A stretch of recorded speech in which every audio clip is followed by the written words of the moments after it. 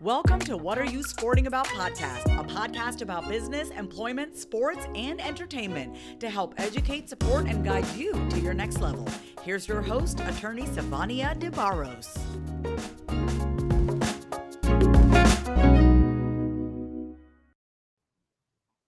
Hello, guys. Hello. I'm Sivonnia DeBarros, protector of athletes, and also the principal and founding attorney of the S.L. DeBarros law firm. So I'm so glad that you guys are going to join me right now for this new episode, which is basically a pop-up episode, guys, on something that is so important and dear to my heart. It's a key ingredient to the work that I do as an attorney. And so I want to share some things that I've thought about around this topic with you. And before we dive in, I do want to ask you, if you are watching this now, let me know where you're coming from, where you're watching from, or listening at this live. What do you do? Go ahead and drop that in the comments if you are watching this right now live, okay? I definitely want to get a sense of who's in the room, because today's topic is going to be very important. And so I want to know how this topic may be coming into play or impacting you in your own life and in your business life. All right. So go ahead and share this video so that you can easily navigate back to this information in the future. Now, today we are going to be discussing communication. And I know it sounds like, all right, we all know what communication is. We do it every day. But the simple fact is, sometimes, even though we understand the concept of something, we still may not do it to the point where we are effective at it. All right. So if there's someone that you know who could benefit from understanding and learning about communication, what it is, why we need it, how can we be more effective with it, and what are some of the things or issues that it could create in our business by lacking effectiveness, then go ahead and share this video, tag your friends so that they can join me right now. Hi, Natalia, coming in from Georgia. All right, guys. So before we move into the content, I also want to invite you to join Athletes Making Moves course. This is a subject area where we're going to definitely dive and dig a lot deeper into in this course, because having effective communication, as you know, or as you've probably been told, has a direct nexus to whether you will be successful in your business. So meaning, is your business going to make money, right? So all day, every day, we communicate things that we want to do. Sometimes we're communicating the services that we offer, the products that we sell. And to be able to do that, we need to have effective communication. So if you want to dive deeper into this and how it can help you, how you can use your communication skills to increase your revenue, to protect your bottom line, then go ahead and join the Athletes Making Moves course. You can register right now at bit.ly/AMM course. If you're watching this video now or in the future, you can just simply look at the link at the bottom of my screen. It is there for you. If you are listening to this, I am going to spell it out for you. You can go to bit.ly /capital AMMC lowercase OURSE. It is case specific. So make sure that you type in the information or the link exactly the way that I've stated it. All right. Are you guys ready to dive in? Before I get into all of the nooks and crannies of communication, the reason why I thought about this is because today, let me calm down. I feel like I'm getting all excited.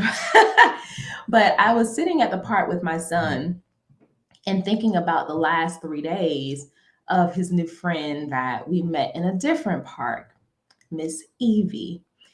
And Evie's mom and I, we just instantly connected, and I believe we connected before the kids truly connected. So our relationship is one of those where I'm so glad I was able to meet someone that I actually like, not, just because they are a parent of another child that likes my child. So our kids have literally been glued to the hip, and I've been exhausted over the last several days.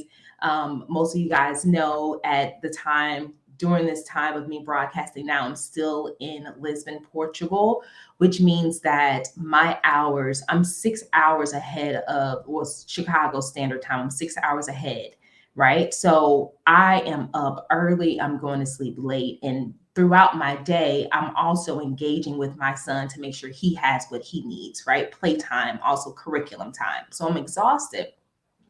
But one thing I started thinking about is how well our children could communicate, and little Miss Evie does not speak English. Her parents do, but she does not speak English. She speaks Dutch. All right. And so sometimes when she would say certain things to Joan, it's in Dutch. The only thing he understands is his name when she's calling it in, in Dutch, right? And then Jojo would say certain things in English, but he would also say things in Portuguese. And then she would start to pick up some of those things. And it was just a beautiful thing to me to see two kids who don't speak the same language, but who still are able to effectively communicate. They understand each other. Now, take that into the context of today with adults. We can speak the same language, and for some reason, we still don't understand each other, right? It causes so many different issues. But with little Miss Evie and with JoJo, language barrier was not a problem. They still understood each other. They still were able to use effective communication. And I get it. I know you're probably saying, well, Sivonnia, we're talking about kids. All they're doing is playing. But think about it. Business can be basic just like that. When we communicate something to someone, it can be basic just like that. I am a huge proponent of wanting to learn and understand people because I know how important effective communication is, which is exactly why I've been dialing in on my Portuguese language. I want to understand what you're saying. I mean, have you ever gone to a different country and thought that you've ordered something the way that you thought it was, and something different came back? Here's an example. I went to a restaurant, and this was like several weeks ago, and I saw on the menu they had fried chicken. I'm like, oh, I can use some fried chicken. I'm craving some of that. I haven't had it in a long time. So I ordered this chicken, and it was not fried chicken. Now, is that a miscommunication? No. Because the way it's written in the menu, it's written in Portuguese. I understood what it said. However, the end product was different. How many times do we communicate something in writing or verbally in our business or in our relationship, but the person on the other side delivers something different, or they think that there's something different that should be provided to them based on the information or the communication that you delivered to them, right? Hence, there's an issue in communication. It may not necessarily be with the person who tendered the words, right, of what you thought they were saying. It could be with you. How am I understanding the information that this person want me to get from them? All right. So first off, what is communication? What is communication? The dictionary version is the imparting or exchanging of information or news. So all day, every day, we are receiving news and information. We are giving news and information, but we're also generating ideas, and we're spreading ideas around, right? We're spreading news around. All right. So all of that is communication, but there are so many different forms. Well, not so many different forms, right? There's two forms that our communication takes place in. Right now, I'm giving you one form. It's verbal. I'm giving you verbal communication. But another form is nonverbal. So the way that I use my hands, my gestures, right? It's nonverbal cues. One thing that people do a lot when you are amongst folks who don't speak the same languages. A few years ago, we went to Cape Verde to visit some of my husband's family, and there's about 5 adults. We're sitting in the living room, and at least 3 languages are being spoken in one living room amongst us, right? So one way to gain an understanding of what a person is saying is to use gestures, to use nonverbal cues and signs to fully understand the magnitude of what someone is saying to you, the information that they want you to get. So we have verbal and we have nonverbal. Those are our main forms of communication. All right? You guys with me? All right. Is anything coming up for you as you're watching or listening to this? If it is, go ahead and drop a chat for me. Let me know what is coming up for you. If you have questions throughout this broadcast, feel free to drop that question and I will answer it. As long as I see it, I'll answer your question. Otherwise, I may have to respond to it later. All right.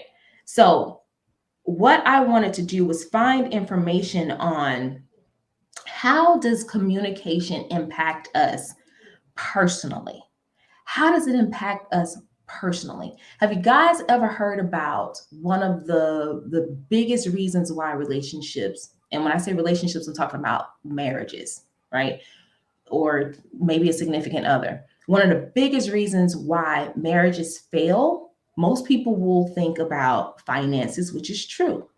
But another major reason why relationships tank, why divorces happen, is because of the lack of communication. All right?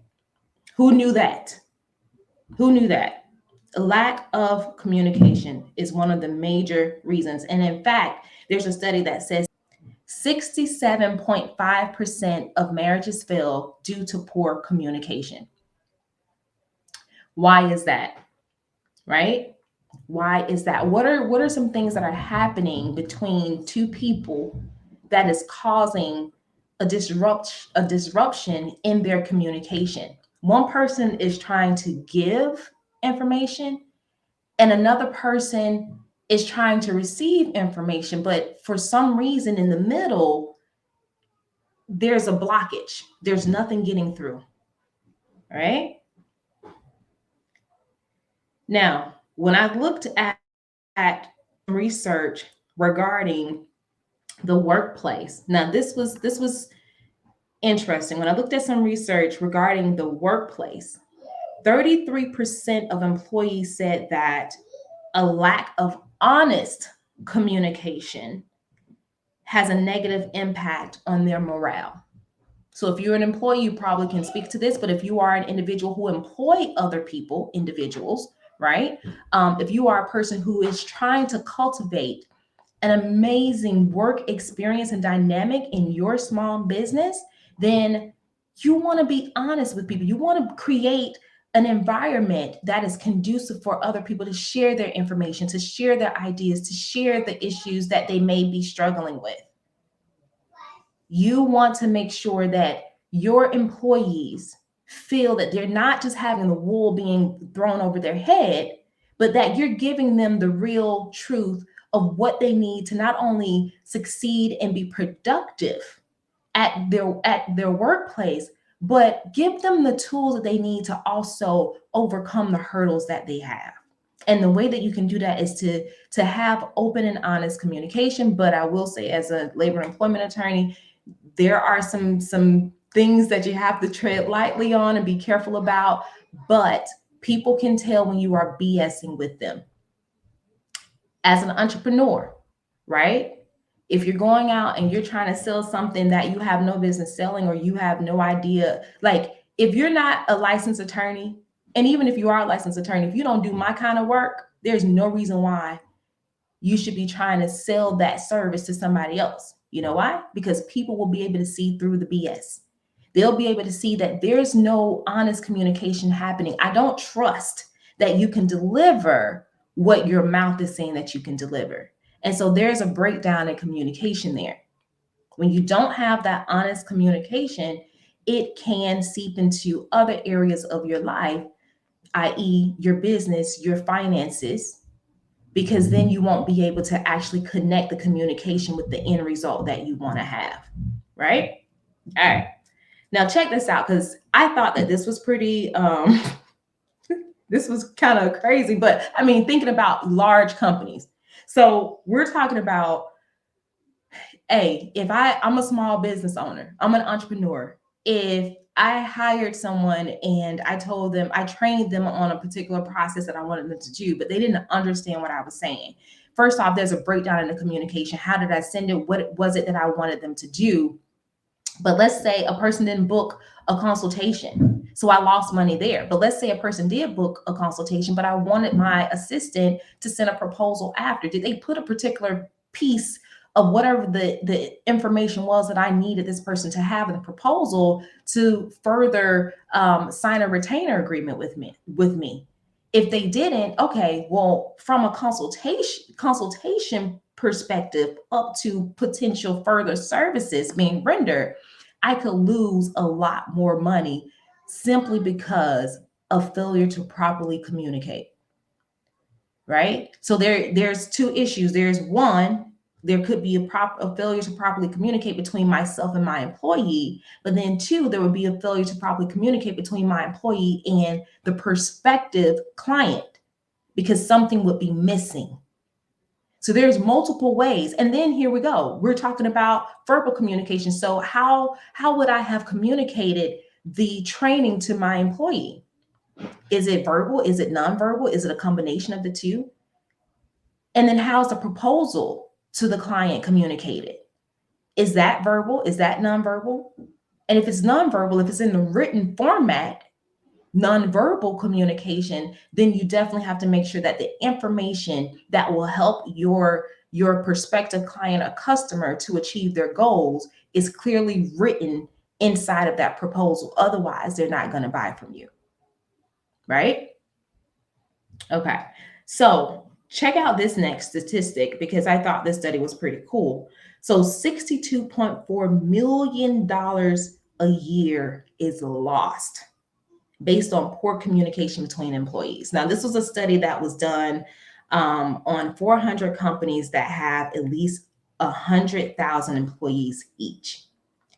$62.4 million per year is lost. Now, of course, the number is bigger. We're talking about bigger companies that have a lot more employees. But think about it. You're not just an athlete. You're not just a solo entrepreneur. You're not just a business owner. You're not just an employee. You are an integral part of the business that you've created or the business that you serve. So how you show up, how you communicate, i.e. verbally or in writing, has a direct consequence on whether you will or your company will lose money. And we don't want to lose no money.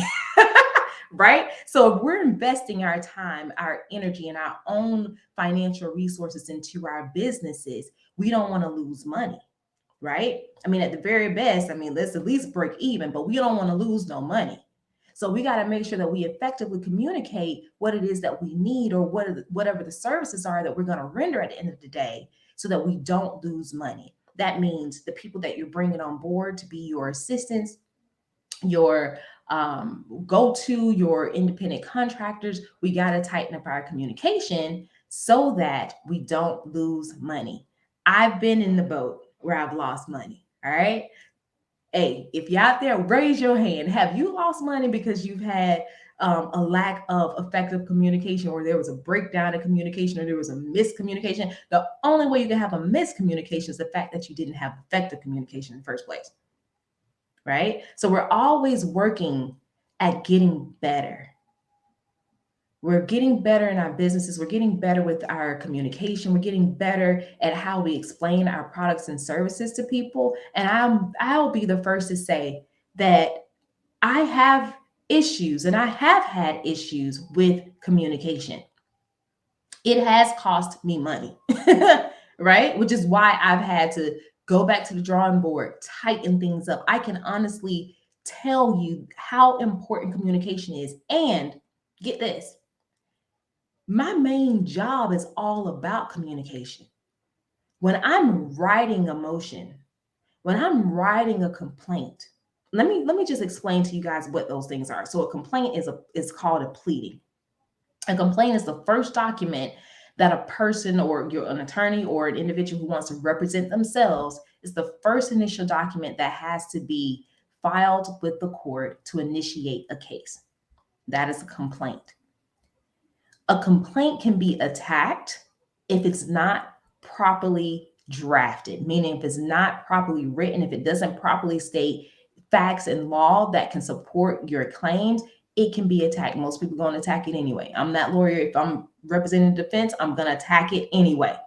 So make sure your communication is tight, because I'm gonna attack it anyway, right? But all day, every day, I deal with issues that are around communication. When I'm reviewing contracts for clients, I'm dealing with communication. And here's the thing that I do. So if you ever reached out to me for a contract review, I always meet with my clients first before I even review the contract, because it's important that I understand from you, from your perspective, what do you think is being conveyed in this document? What do you think the other party believes you have agreed to? And what do you believe you've agreed to? 9 times out of 10,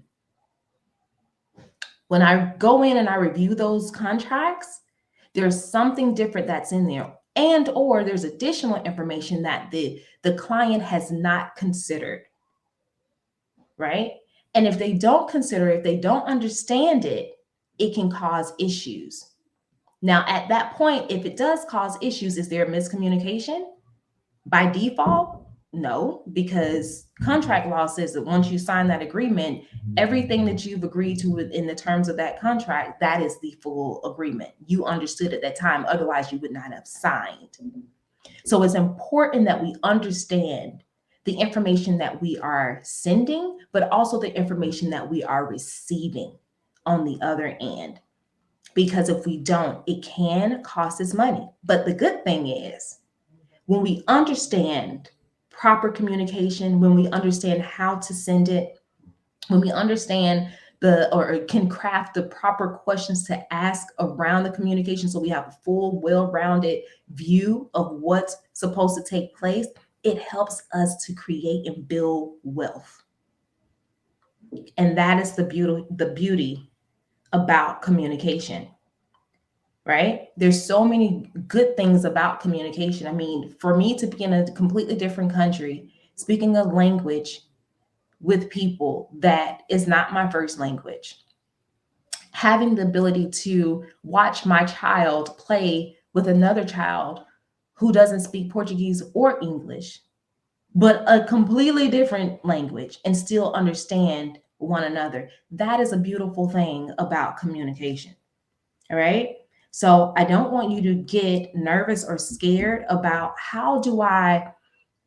let's talk to the employees for a second, because if you are an employee, sometimes it can be a little daunting on how do I approach my manager or my boss about a particular issue that I'm struggling with at work, right? How can I effectively say this without possibly putting myself in a position where I may lose my job, or I may lose certain benefits?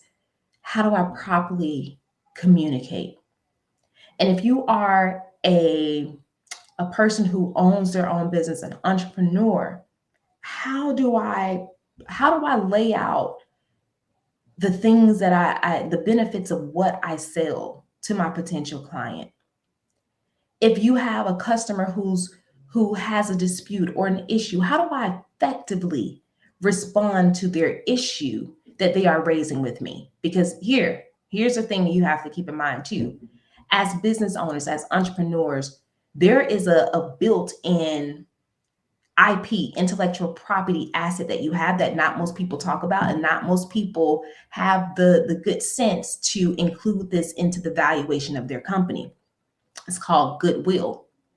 When you create a brand, and when you create something that is credible and has really dominated the market, you are creating something we call goodwill, right? So people, I have goodwill, right? I have clients who return to me for repeat business. I have other attorneys who refer clients to me, right? I have clients who refer other clients to me. That's goodwill.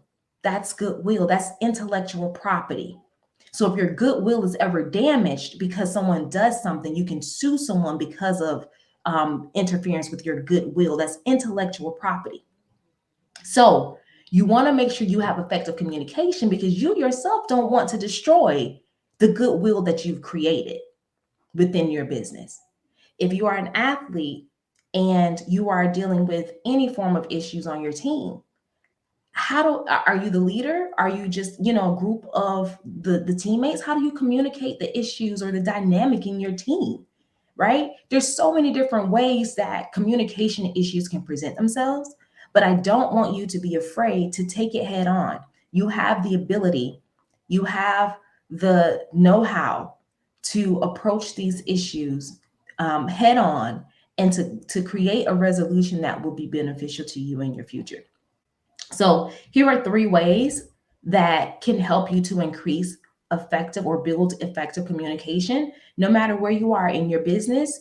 If you are an employee at your job, on your team, if you're an athlete, whatever you do in your work dynamic, these are 3 ways that you can increase or build effective communication. The first one is what? What do I want to convey? Right? So you should always think about, what is it that I want to convey? What is it that I want to convey? What is it about? Like, what is the subject area that I want to talk about? For instance, if I'm going to draft a complaint, and if I'm going to draft a complaint about fraud, that is my what? Okay, what do I want to talk about? What do I want to talk about? If I'm drafting a complaint on fraud, I'm talking about fraud. That's what I want to talk about, right? That's what I want to talk about. What is the importance of this message that you have at this given moment? What is it? The second thing that you need to think about and ponder is why and to whom? Why and to whom? Why do I want to talk about this particular issue? So basically, why is this important? Why is this an important piece in my communication at this particular stage? Why? And who does this communication needs to be directed to? That's also important, right? Because some people don't have the ability to make certain decisions if you were to send them communication.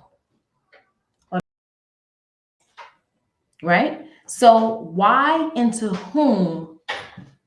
Why do I want to talk about this particular issue, and to whom do I need to communicate this issue or matter to? So here's a point for you. I recently settled a 6-figure case for a client. I would not have been able to settle this matter for my client if I didn't have the right person on the phone. Okay, that's one thing. If I didn't have the key player on the phone, the person who could make the decision, there would have been a problem. Why did I want to communicate? It's because I know that my client has been injured and she deserves justice. And what did I need to communicate? I needed to communicate the fact that I know that we have a strong case, right? I needed to communicate what those particular issues were and how I'm going to litigate it in court if they did not take me up on my offer right now to settle. So it's like 3, but I've already done 2 things. I've indicated what it was that I wanted to communicate about, and I indicated why I needed to and to whom I needed to make that communication to. Now, here's the last step on your road to effective communication, which sometimes people get wrong, is through what form should I communicate? Through what form should I communicate? Someone told me previously that since the COVID era, student athletes have been sending text messages literally in the middle of night to certain athletic administrators and different little things. Sometimes the text or the form of their communication isn't even in full proper English. That's not a proper medium, and it's not proper communication.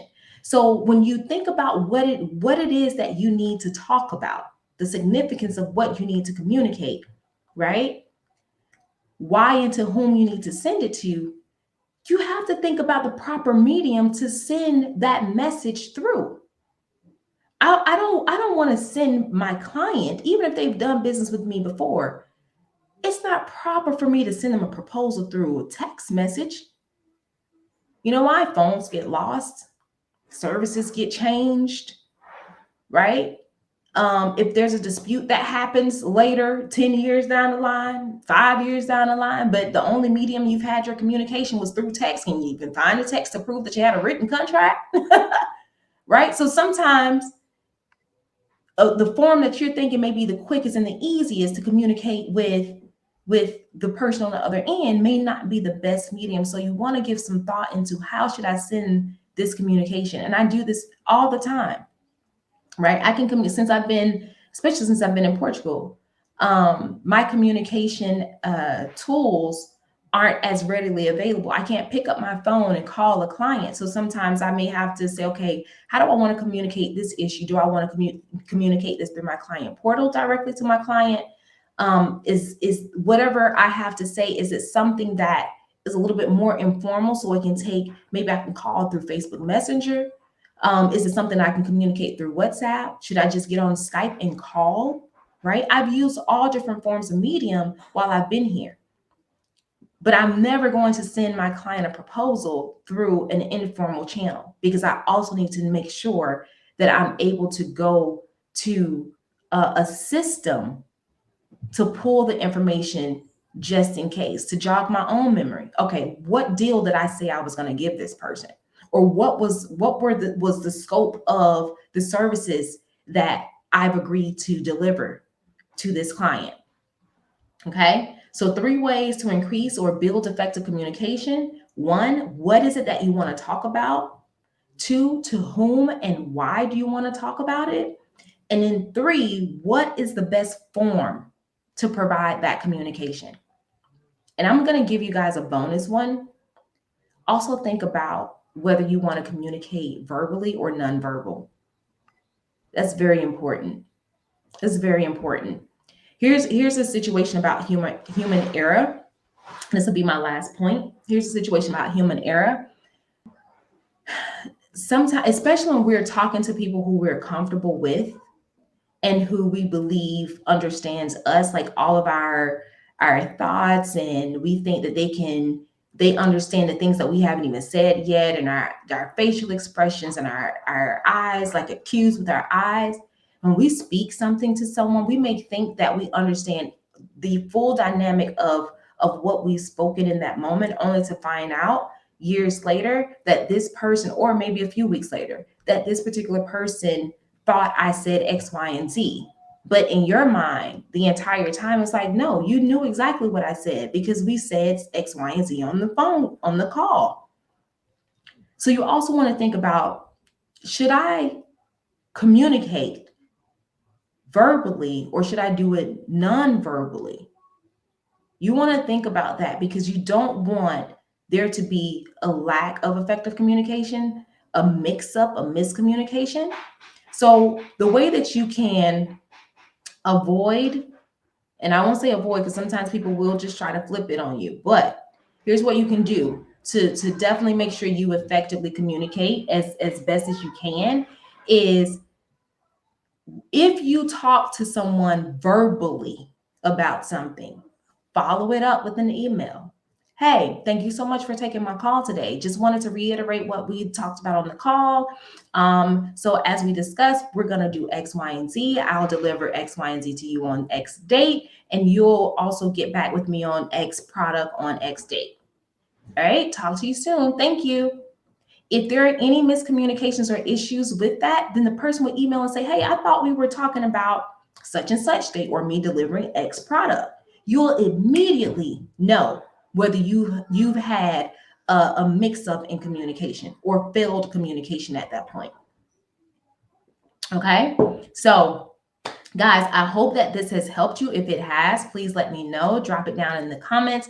I want to invite you to join Athletes Making Moves course. You can register at bit.ly/AMM course. If you're watching this now or later, you can simply type in the link at the bottom of my screen. If you are listening to this now or later, here it is. go to bit.ly/capital AMMC lowercase OURSE. We will dive in deeper into communication, but I'm also going to help you see why you need to understand how to effectively communicate, especially in writing, because it's going to matter. It's going to matter, especially in your contracts. It is going to matter. It could have a massive impact on whether you can recover certain damages or demand certain money, right? And we're talking about thousands and millions. So go ahead, sign up for Athletes Making Moves course. If this has helped you, let me know this has helped you. If you have any questions, please go ahead and drop your questions in the comment section and I will get to them. If you're watching this later, listening to this later, you can still do the same and I will respond to your questions. Guys, it was so great to be here with you to talk about something that is near and dear to my heart, communication, because I love language. I will see you guys later. Until next time, I'll check you later. Bye. Thanks for joining us this week on What Are You Sporting About podcast. Make sure to visit our website, prosportlawyer.com, where you can subscribe to the show in iTunes, Stitcher, or whatever your favorite platform is, so you'll never miss a show. And while you're at it, if you found value in the show, we'd appreciate a rating on iTunes or iHeartRadio. Or if you'd simply tell a friend about the show, that would help us out too. If you like the show, you might want to check out our book, What Are You Sporting About? Attorney Sivonnia DeBarros is available for private consulting at sldebarros.com. And remember, we're here to educate, support, and guide you in your journey to success because we're all sporting about something.